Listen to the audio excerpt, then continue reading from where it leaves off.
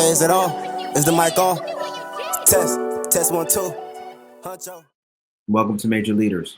I am your host, Shawn Blount Jr. Major Leaders is a platform where we have in-depth conversations with industry professionals in their respective fields. Today's industry professional is a dedicated leader with a wealth of experience in both community engagement and affordable housing advocacy. For over a decade, she has played an instrumental role in a variety of initiatives that support community and create lasting change. As president of Rosecroft HOA, she's focused on enhancing neighborhood development and fostering strong connections among residents. In addition to her HOA work, she's a dance instructor, board member, and social media coordinator at the 7-Step Hand Dance Academy, where she helps preserve and promote hand dance, which is a dynamic form of swing-style partner dancing. Professionally, she serves as the Affordable Lending Manager at Freddie Mac, where she leads strategic efforts to increase knowledge of Freddie Mac's product offerings and works to promote equitable housing in underserved communities. Through her public speaking and partnership building efforts, she is committed to advancing housing accessibility for all. Without further ado, please welcome to the podcast, Mia Jones, a passionate advocate for community development, the arts, and affordable lending.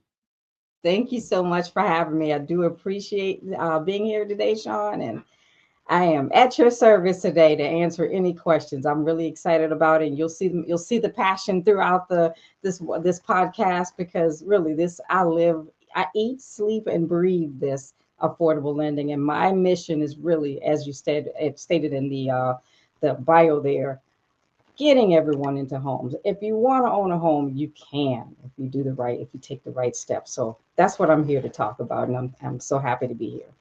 Well, that's amazing to hear. That is amazing to hear. Well, I want to really I know I try to do somewhat of a bio as far as your experience, your background, but if you could just tell the audience a little bit about yourself and kind of where you got started. Sure. So how I got started, let's start with Freddie Mac. I've been with Freddie Mac for 12 years. This will be year 13. And I'm really excited about that because it started as a long journey. You mentioned that I'd been in the industry for a while, right? I always talk about people. I always tell people I'm a little bit older than I look. So I've been in the industry for over 25 years. My son was a kid, small. Both of my children were small, and they're now 35 and 40. So that just gives you an idea of how long I've been around. And it started as a personal journey, just trying to be able to get into a home. And then once I got into it, how do I keep it? So I started out with a loan originations. I was a loan officer for years, and I just worked my way up, and eventually I landed a spot over at Freddie Mac and started pursuing my passion of getting into affordable lending. And that's where I am now, speaking across the country at different events. Wow, that is amazing work. I mean, your work is so important. It's extremely important out here. So we really appreciate you. I wanted to ask you, what are some barriers that you think are starting to become a lot of times problems as to why you have people who may be on the brink of purchasing that maybe just haven't been in the right direction? What are some of those barriers for them in today's climate? Yeah, so let's talk about the obvious. Some of the barriers are, of course, inventory, right? There aren't a lot of homes available for purchase. We have to be creative in those cases and find a home that maybe needs a little love, or something that we might need to put in a little bit of our own taste and flavor to. My daughter did the same thing. She bought her home during the 2021. You remember what was going on in 2021? Yeah, And she purchased her home, but she didn't like this house, and they completely gutted it. So sometimes you just have to be creative. The other thing that I want to talk about and make sure that I mention, because this is really a big one for me, is centered around education, right? Because even though they think that interest rates might be another challenge. It is. It just means that you have to adjust maybe the price of the home that you're going to get. But really, it's all about educating. It's about educating everyone on what it takes to become a homeowner, what you need to do once you get into that home. And then, of course, just making the right decisions. So I focus a lot in my travels on education because that's where I see that's the number one challenge that we're seeing, especially among African Americans. We've got to think about it. Are we buying houses? Or are we buying cars? What are we getting first? You know, so some of those things that we don't think about or back of mind, those are the things that I like to bring to the forefront. Wow, that is amazing. I wanted to touch on a few things. So what are some programs that Freddie Mac currently has that would really benefit some of these people who are looking to find, in your similar situations, a home that may need a little work, but will be ideal for them to purchase in their purchasing power? Sure. Well, let me start by explaining who Freddie Mac is and what we do. So, Freddie Mac does not lend to the consumer. We lend to we purchase mortgage loans from banks. So when a person goes to their bank, that bank sells that loan and others to Freddie Mac, and we give them that money back so that they can make other loans to other consumers. What we do with that at that point is we package these and we sell them on the secondary market. So we are an investor. So what we try to do is make sure that we're educating everyone on the process. But in the meantime, while we're doing that, we're providing products and resources so that those lenders can underwrite to our guidelines and then be able to sell those loans to us. We have loans that are for different cases. We have the loans for the low to moderate income home buyers. We have loan products for those who are not of low or moderate income. We have products for, as you mentioned, renovation. You hear about a lot of these other products out on the market that are government based, and that is those are great products. But our products are conventional products. So there's a little bit of a difference to that. But really, that's what we're really aiming to do: provide products, provide resources, education, everything a person might need in order to be successful, a successful homeowner. I like that. And I'm glad you were able to clarify that for those listeners and myself as well. Yeah, Wanted to ask you, yeah, I mean, it's important to know because you got a lot of information out there and people just searching online and once again, there's a lot of misinformation. So when you talk to the right absolutely. person, you'll be sure to In give them. fact, you know, I always say that I always tell people this that when I tell people I work for Freddie Mac, the first question is, "Well, can you get me a loan?" And that's why I wanted to explain that because we don't lend to the consumer, we work with the banks. So I always tell them, find yourself a good loan officer or contact your local bank or credit union and start the process that way. And if there's something that you need in terms of resources and tools, I'm here to help. That's amazing. You touched on something that I think out of all is going to be the most important thing for viewers who are listening is the financial education aspect of it and those offerings and how important that is to make sure that you understand before you do Yes. anything. Yes. So what are some things that you all happen to offer Freddie Mac that consumers can take advantage of? And let me say this first because this is what's important. It's Okay. free. What I'm about to talk about, I'm excited about because it's been around for over 20 years and people don't Mm, know about it. But we have something called Credit Smart. And with Credit Smart, and if you go to freddiemac.com and you can find Credit Smart, financial capability tools. It talks about everything, gives you spreadsheets or ways of budgeting, talks about that, talks about how to save. We even have programs that, or one particular Credit Smart is called Credit Smart Essentials. And what it does is it helps the consumer from, so you know how people always say soup to nuts, right? mhm. From I'm renting right now and I'm not really sure what to do or how to get started.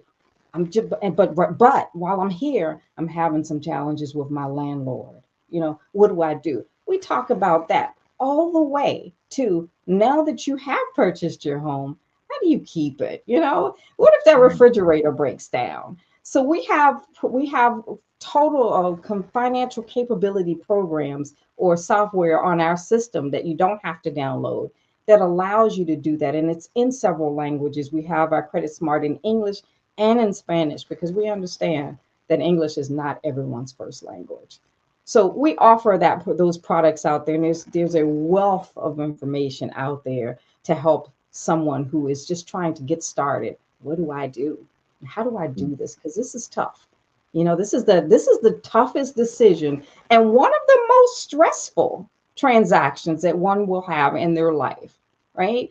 And so we want to make it as easy as possible for them. That's good. And where can people find that information again? I'm going to throw now. Does your chat where I'm going to throw the chat of the link to it Okay, in your chat, and if you want to give out that information, that will perfect. be great. But it's creditsmart.com, and I don't know why it's giving me the whole thing, but there it is. And I'm gonna please make sure that everyone looks like I'm in the private chat. My apologies, but yes, make sure that they're getting that link because that's important that they have that information and be able to navigate through this process. Awesome.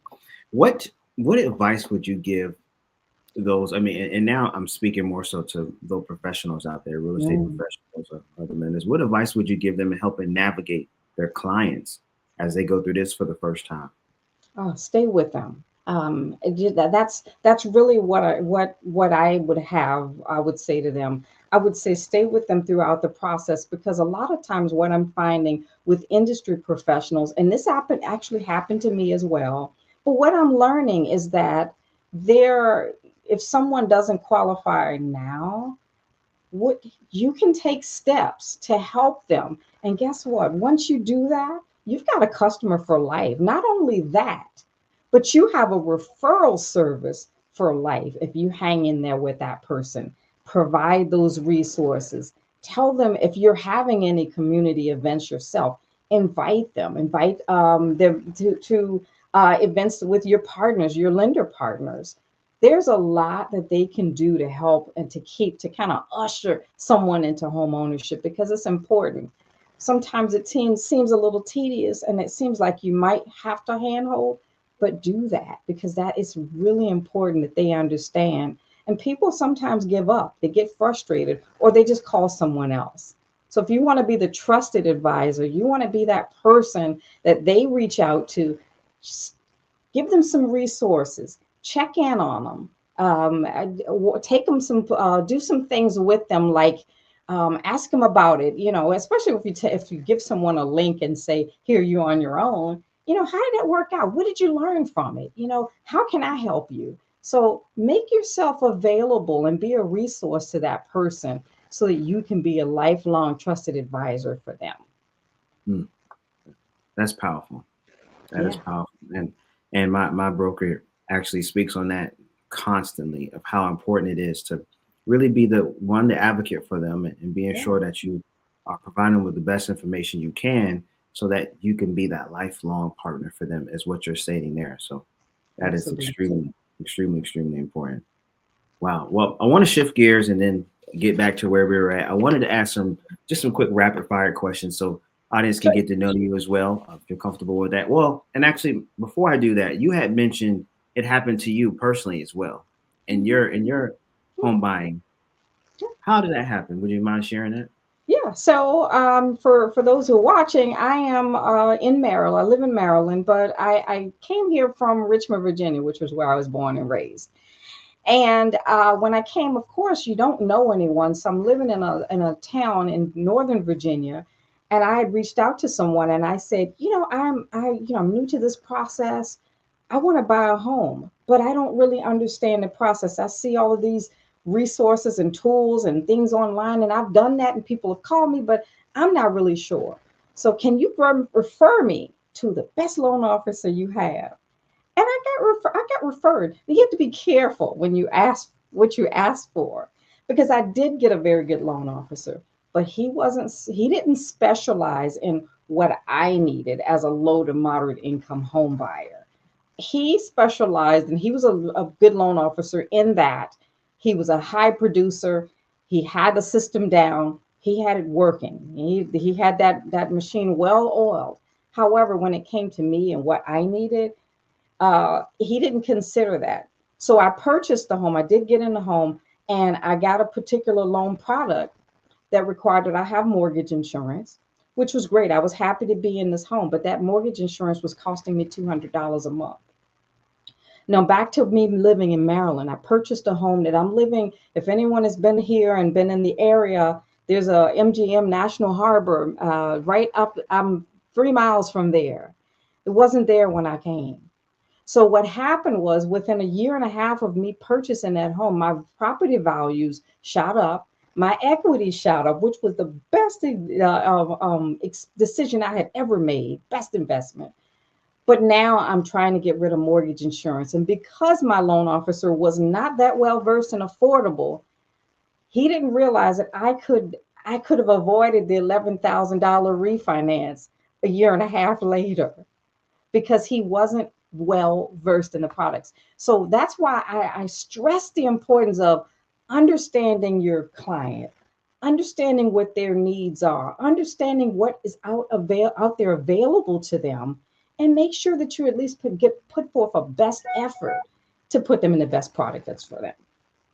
Mm, that is And amazing. it was an expensive lesson, but it certainly helped me to get to me to where I am today, because now I'm an advocate for, don't go with path of least resistance for you.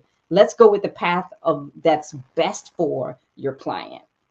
Mm, I like that. Thank you for sharing that, by the way, as well. Absolutely. Okay, so back to some of those questions, and this is kind of just get to know you. First question I have for you: what is your favorite movie?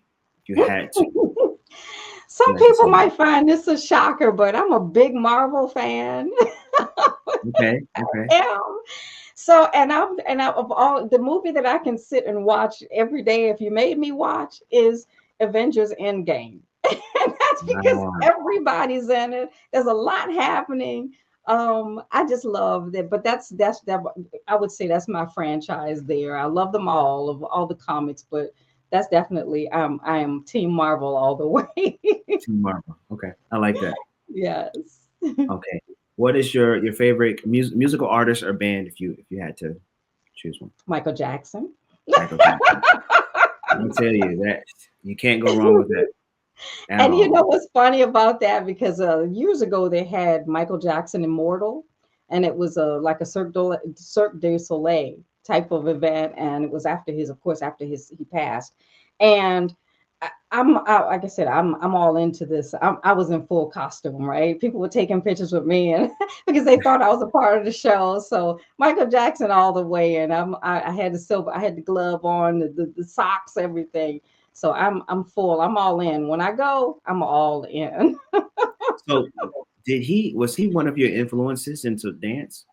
He was. Largely, okay. He was. He Wow. most certainly was. In fact, as a young kid, I met him. And there's no proof of it now because we somehow the photo was lost. But I used Hmm. to live next door to a local DJ, and I was probably about 5 at the time. I had no idea who he was, and but I wish I had known who he was then, because I would have, but because I grew up just, well, when he came out in the 80s, of course I was really a fan, but I had already met him when he was with his brothers in the Jackson 5. But yeah, again, I was too young to know who he Right. was. Made no, yeah, so I lost out on that opportunity.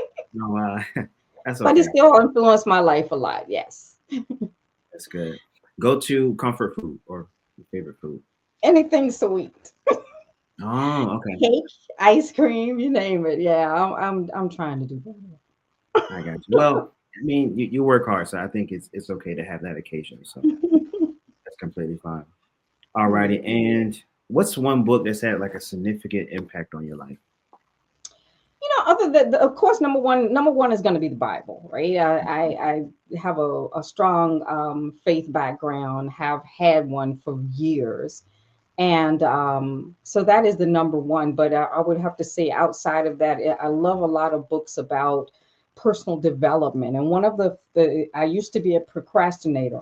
I think the book that had the biggest influence on my life is The Power of Now, is name of the book. And I cannot, his Elkhart something, begins with a T. I can't remember his name, but I have it downstairs. But that book changed my life because it prevented me. And so now I no longer procrastinate. If someone says, "Can you do this?" I stop and I do that, because I believe in just getting it done. And that book really changed my life in being able to get not only get things done, but just be able to do it efficiently, because now I'm not trying to rely on what I remember, old memories, right? Of when someone said, do this, I'm thinking about it now. So that is probably next to the Bible has had the largest impact on who I am today.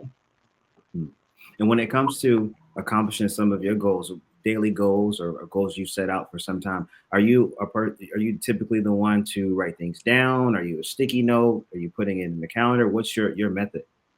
All of the above. Okay. And also only because I'm finding that, as I read up, I'm finding that I might have a little challenge. So I write things down because I realize that I can walk out through the door and forget. You ever go into another room and you can't remember why you're there, and Hmm. then you have to come back. So I tend to do that a lot. So what I do now is I write things down. I spreadsheet things. I am the documentation queen. So yes, I believe I have to have that structure in order to function in my life. Mm. Now, and this is more from a different angle. Now, is this structure in a system at all? Like I know for as a real estate professional, we use a CRM, a database where we are able to put a lot of things into. Is that something that you use as well, or something similar to it? Excel, yeah. Excel and OneNote are my best friend. Yes. Yeah. And I do have notebooks. Mhm. And whenever someone's writing, I always say, be careful what you say when you talk to me, because I'm always writing. I'm Mhm. always writing, jotting down things. I purposely did not put a pen in my hand today so that I wouldn't be looking down. But yeah. But yeah, I'm very systematic, and I am, definitely very organized in that way that I write down and I keep double, triple notes of what it is that I'm trying to keep track of. Yes, I think that's important. That's good. That's good. All right. So back to some of our other questions. I wanted to shift gears and touch on technology. Yeah. Technology has been an ever evolving thing that I think at this point, if you're not somewhat involved or have an idea of what's going on, then you should definitely try to make your best effort to learn more of it. But I wanted Mhm. to touch on how it currently is impacting affordable lending. Have you been seeing any changes about that as far as how technology has changed how you all do business? Well, yes, I've seen it on both sides. I've seen it on how people learn and how we do business. In terms of, let me start with how people learn. What we've learned through some of the data and the research that we have here at Freddie is that there are people who tech tools have made it a little bit more difficult for people to not. It's made it easy for them to get information, but difficult in other ways. And I'll give you an example. When I started out in this industry, I worked for a mortgage company, and they took us in the office, and they would not give us any technology, no software. We had to use the paper, the old long form of loan application, the 1003 is what they called it, and we had to have a financial calculator and a pen, right, or a pencil, whatever you were using. And they taught us how to do that. Now, with technology, you notice that there are a lot of people who are relying on technology to do everything, to click. So they're not as savvy as some of us who had to do it the old school way, right? Because now you can just go pull up a financial, you can Google that. What percentage of this number is this number? And it'll tell you, rather than having to think about it in your head or even write it down on paper. So technology has slowed us down in the way we learn, so to speak, but it has helped us in being able to get access to better and more information, right? So we have those, and what we do at Freddie is we do have those tech tools. We have our system, our loan product advisor, for example, which takes all the guesswork out of, does this person qualify for a mortgage, or do they need more assets and things like that. So those tools are helping. We've also created a database, or called it DPA1. DPA1 helps people find money. Where's the money, right? You're trying to get into a home and you're looking for down payment, because we know in a lot of communities, especially communities where African American communities, there isn't a lot of gifting down and giving a lot of money that way. So we've got to find it. Who's got money? Show us the money. So we have a tool that's going to help with that process as well. And we're really excited about that because now all 50 states are on it as of December. And it's something we've been working on for several years. So we've got a lot of technology, and it is changing the face of how we do business and how our customers do business with us. Are there any changes you feel are still necessary that may make things more efficient for you that you see, or some ideas you may have thought of? I think so. And if you think about organizations in general, there's a lot of information, there are a lot of pieces, moving parts, right? And I think that we're starting to use things like Salesforce to kind of help us band all of that together and be more efficient that way rather than looking for information in different sources or different places.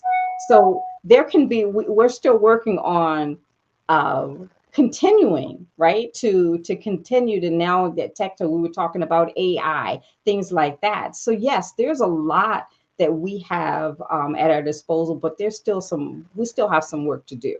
And I think that's not just Freddie, that's everywhere. That as we learn about AI, and which is in itself a scary thing, right?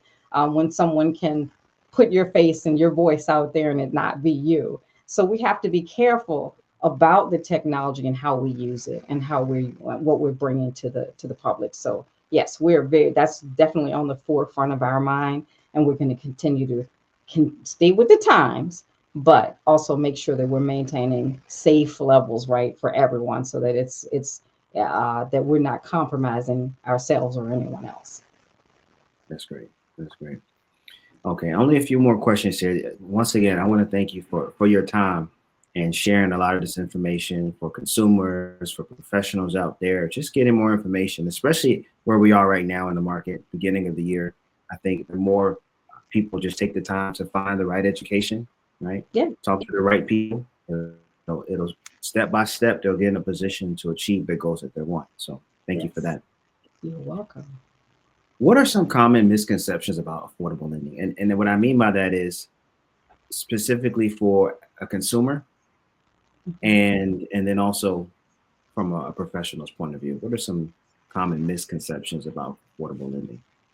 I'll start with the first one. The first misconception that I think about, that comes to mind about affordable with the consumer, is that they have to live in certain places or certain areas or certain neighborhoods. Um, the the truth is that you don't. It's really based on your income, and your income in comparison to the neighborhood or the area that you're trying to manage. They're really census tracts and zip codes, right? uh, so it's not about you have to go live in the inner city and be in this area in order to be able to get an affordable product. It's really about, where do you fit in? I know here in the DC metro area, the area median income is, well over 100,000, right? So I think it Mhm. was, last time I checked, it was like 120 a couple, but that changed last year. Who makes, a lot of, there are some people that make that money, a lot of people that make that, but then there are some people who don't. So those people can live in those kind of community areas as well, as because they are less than. And our product really focuses on those who are at least 80% below, at or below area median income. So if you're at 80% or below, uh, there, yeah, you could. And even if you're 50% or below, that's even that opens up a whole new avenue of benefits and money back to you. So yes, that is a major misconception, is that you've got to go live in certain places, but that's not true, and in most cases. Mm, I like that. And from a professional's point of view, misconceptions, or whether it be lender or real estate professional. Yeah, the one that I like to focus on a lot is in terms of down payment assistance. There are a ton. There are over 2,500 DPA programs out there that are underutilized, right? So, and what we want to do is, as industry professionals, is keep in mind that with Freddie Mac, if a borrower qualifies for one of these down payment or more, you can stack them. So if they can get 1,000 from here, 2,500 from here, 3,000 from here. Hey, I've seen people come to the table. I have seen one time $30,000 in money from different sources. So as an industry professional, keep that in mind that when you're working with Freddie's products, that borrower, there is no limit to the number of down payment programs that they can have. And it's, you want to look for all of them. Anything that they can qualify, get them in there. They'll be a happy customer. That's powerful. I think people are really going to love that one, especially because that's the one big misconception. Is there any assistance or grants available for my client or even to the consumer? They're asking, is there any way I can get down payment assistance? And you just answer that question there. So really, really appreciate that. Well, in summary, I wanted to just kind of just leave the floor for you a little bit. I mean, we talked a lot about just some of the opportunities that are out there for those consumers. We talked about some programs they can take advantage of, even some links where they can go to get educational information to really just get them started. And that's really what I want to be able to do, is to get everyone started, to have the conversation, and then step by step, you'll get to where you want. But in closing, what are some, let's say, whether it be the final words that you would like to give out to those who are just listening and maybe lost, confused, or just need some direction? Oh, yes. I've got lots of information for and and words for those who are looking for that information. So first of all, give yourself grace. This is a tough process. Give yourself time. Don't stress out. And it's hard to say don't get stressed out because it's a stressful process.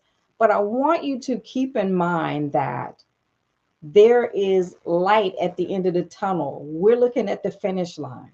So take your time, do the research, find an industry professional that's going to help you, that's going to answer your questions, that's going to help you get to the lender of your choice if you don't already have a lender.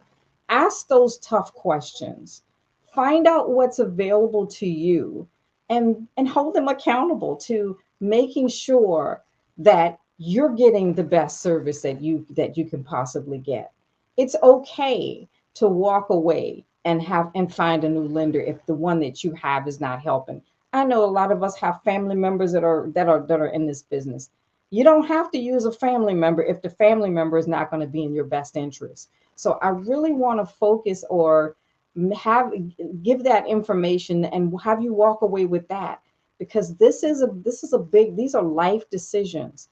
Find someone who's going to do the best job for you and going to put your interest at heart. And then for industry professionals, I wanted to same thing for you. I want you to make sure that you're doing everything that you can to be that trusted advisor. Don't go with the path of least resistance because that's what you know. Find out what's available. Reach out to organizations in your neighborhood, your real estate organizations like the Urban League and organizations like that can help you, can provide resources, can provide counseling to your borrowers. Give them everything they need. Give them the tools for success, and they will be with you forever. Hmm. That is amazing. This is amazing. Well, this has been great. Really appreciate you for stopping by on Major Leaders. You are always welcome, and well, hopefully we'll get you in the future, maybe in a few weeks or months. So really do appreciate that and the conversation that you've had today. And I know a lot of people are going to take a lot of information from this. So once again, really, really appreciate you. Thank you for having me. Me had that as well, all alone, all I know. I be hearing it way too much, but they just throwing around the word. I G my dad 26 days later, can't tell me what I'm feeling. They don't know that side of me, they never care but what I give. I be thinking about them diamonds, but I don't need them. Can't speak my mind, I tell myself they gon' leave, don't fit on.